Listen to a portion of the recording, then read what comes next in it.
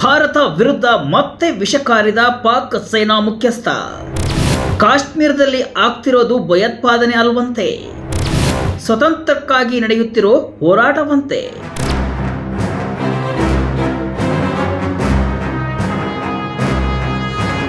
ನಾಯಿ ಬಾಲ ಡೊಂಕು ಎಂಬಂತೆ ಪಾಕಿಸ್ತಾನಕ್ಕೆ ಆಪರೇಷನ್ ಸಿಂಧೂರ ಹೊಡೆತದ ಬಳಿಕವೂ ಸೊಕ್ಕು ದುರಹಂಕಾರ ಕಡಿಮೆ ಆಗಿಲ್ಲ.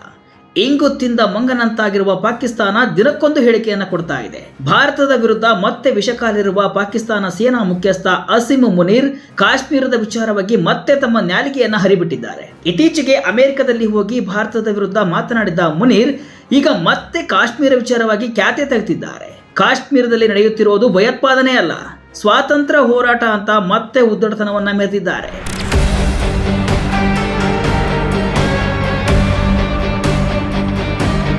ಹೌದು, ಪಾಕಿಸ್ತಾನ ಸೇನಾ ಮುಖ್ಯಸ್ಥ ಅಸಿಮ್ ಮುನೀರ್ ಮತ್ತೆ ಭಾರತವನ್ನ ಕೆಣಕುವ ಕೆಲಸವನ್ನ ಮಾಡಿದ್ದಾನೆ.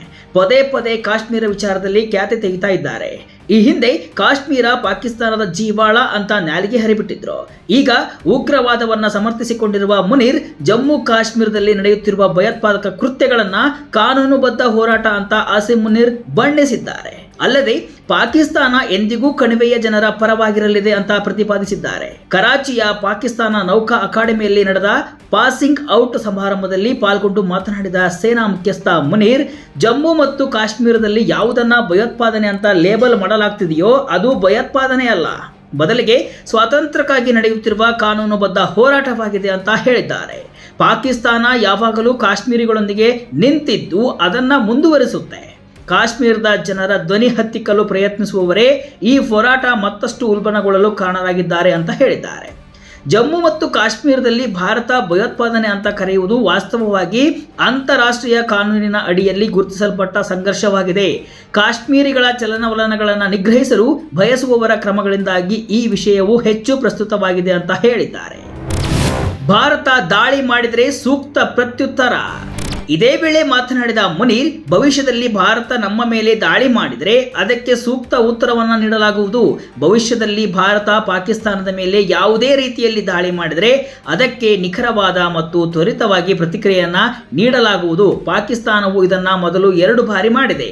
ಮೊದಲನೆಯದಾಗಿ 2019ರಲ್ಲಿ ಬಾಲ್ಕೋಟ್ ವಾಯುದಾಳಿಯನ್ನ ವಿಫಲಗೊಳಿಸಿದಾಗ ಮತ್ತು ಎರಡನೆಯದಾಗಿ ಇತ್ತೀಚಿನ ಆಪರೇಷನ್ ಸಿಂಧೂರ್ನಲ್ಲಿ ಅಂತ ಬಡಾಯಿ ಕೊಚ್ಚಿಕೊಂಡಿದ್ದಾರೆ.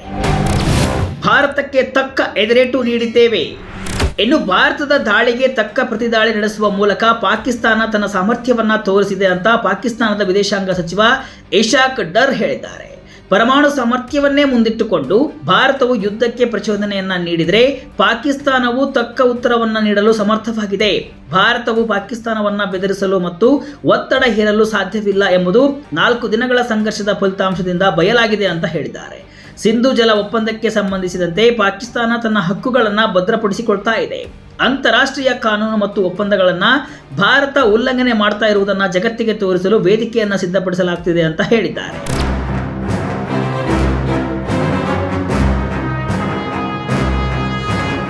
ಒಟ್ಟಿನಲ್ಲಿ ಕಾಶ್ಮೀರ ವಿಚಾರದಲ್ಲಿ ಪಾಕಿಸ್ತಾನ ಮತ್ತೆ ಖ್ಯಾತೆಯನ್ನ ತೆಗಿತಾ ಇದೆ. ಪದೇ ಪದೇ ಕಾಶ್ಮೀರ ಪಾಕಿಸ್ತಾನದ ಜೀವನಾಡಿ ಅಂತ ಹೇಳುವ ಮೂಲಕ ಭಾರತಕ್ಕೆ ಸವಾಲನ್ನು ಹಾಕ್ತಿದ್ದಾರೆ.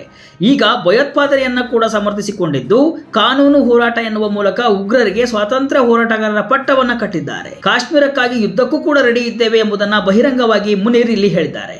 ಇತ್ತ ಜಮ್ಮು ಮತ್ತು ಕಾಶ್ಮೀರ ಮತ್ತು ಲಡಾಖ್ ಭಾರತದ ಅವಿಭಾಜ್ಯ ಅಂಗವಾಗಿ ಉಳಿಯುತ್ತವೆ ಅಂತ ಭಾರತ ಸ್ಪಷ್ಟವಾಗಿ ಹೇಳಿದೆ.